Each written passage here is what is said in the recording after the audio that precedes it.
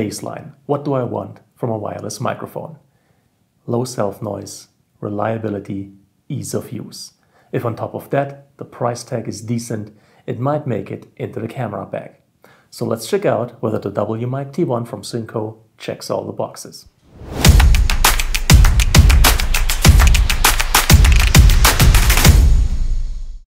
Now before we get to the good stuff, I have to mention two things. These units don't come with a mute button. So 95% of the time, honest to God, the use case scenario for a mute button is this.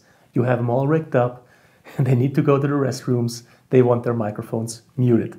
So in this case, a mute button comes in very handy because you don't have to sever the connection or unrig them, you just mute the signal. Number two, they also don't have a lock button. Now, since the transmitters usually sit in a pants pocket, in a jacket pocket, wardrobe usually rubs on the transmitters, or the talent gets up, sits down, bumps into stuff. If you have a lock button that prevents the transmitter from changing the channel, changing the volume, basically doing anything you don't want it to do, that's a good thing. Now, considering the price tag, that's still totally fine, because the price tag is super competitive. I just had to mention these two. No mute button and no lock button. But now, let's move on to the good stuff.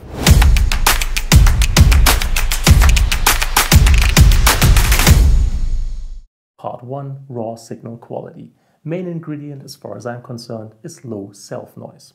Now, considering the price tag, these units give you pretty good signal quality right out of the camera. However, if you want a super clean, noise-free signal, you're gonna have to rely on a bit of noise reduction in post-production, either using, for example, DaVinci Resolve's native noise reduction or any kind of plugin you wish to use. Now, what you're listening to has already been processed with a bit of noise reduction in DaVinci Resolve. So coming up, I'm gonna let you listen to around about 5 seconds of unprocessed raw audio right off the SD card.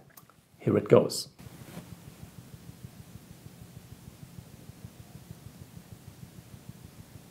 And now, about 5 seconds of processed audio. Just a bit of simple noise reduction, not a whole lot.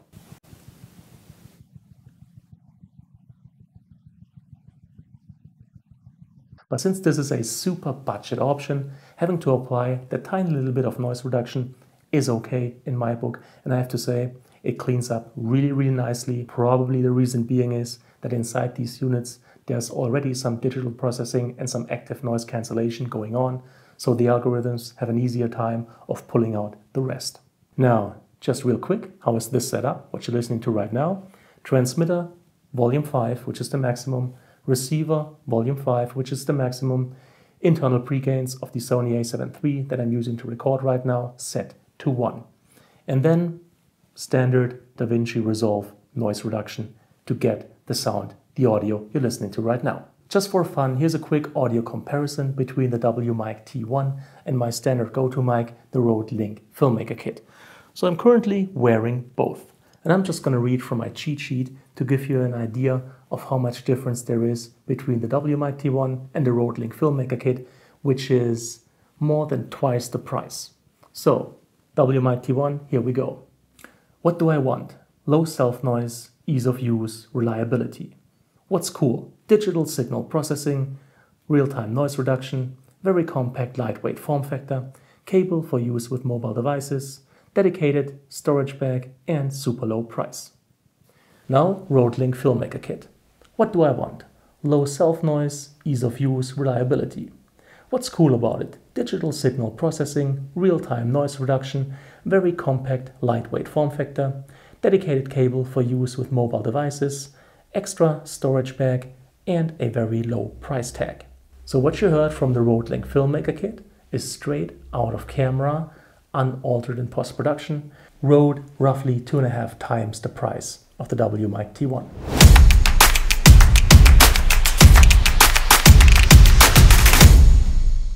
Now, next to raw signal quality, at least in my book, is reliability. Main ingredient, as far as I'm concerned, is a switchable power source. Now, in my experience, working with gear, using gear on set, on the clock, where time is of the essence, switchable power source beats something that you can charge. Because if it's not charged, if you simply forget to charge it, you don't have the time to charge it on set, whereas you always have the time to simply switch batteries. Both these units each run off 2 simple AA batteries, which, as far as I'm concerned, is much appreciated. Second ingredient to reliability, and something a lot of people forget a lot of the time, is this: how do the cables connect to the units?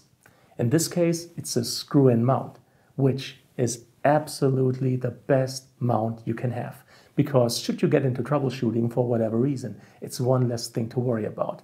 These connections won't come loose, and that's really a big plus.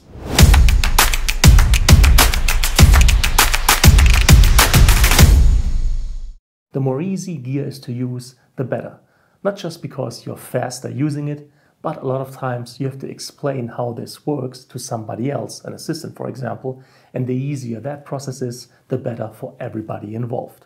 These units are super simple to use. They have one on-off switch, which I prefer to a button because of the tactile feel of a switch, and quite simply because it has 2 distinct positions, on and off. So it's easier to see, easier to feel what the deal is.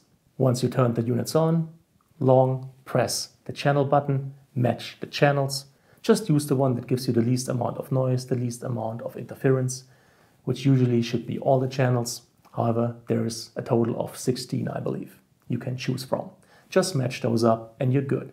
Then select the volume on both the transmitter and the receiver unit. Couple that with the internal pregains of your camera to get the mics to level correctly, and that is it. Your mics are ready to go. And that's how easy it needs to be. And as far as status indication assessment goes, which also plays a crucial part in, let's say, the realm of ease of use, there's LEDs on top of both the receiver as well as the transmitter unit showing you exactly what's going on. In short, if nothing's blinking, you're golden. Should something blink, just consult the manual. There's a short set of rules that'll show you exactly what's going on.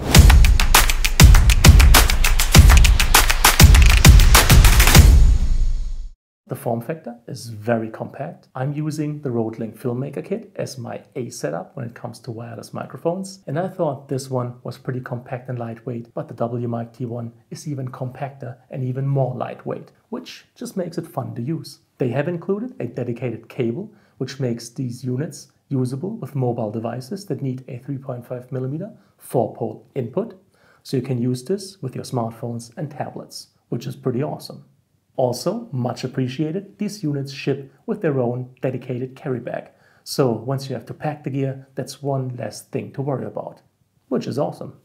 And last but not least, of course, the price tag, which, considering the quality you're getting and comparing it to the competition, is pretty low.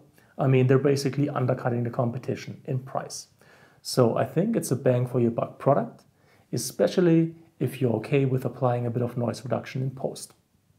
So that's it for this video. If you liked it, if you found it helpful, please make sure to leave a thumbs up. It's greatly appreciated. If you dig the stock footage I use, check out ArtGrid and consider subscribing using the links in my video description. I get a commission which helps me out, and you get 2 months for free.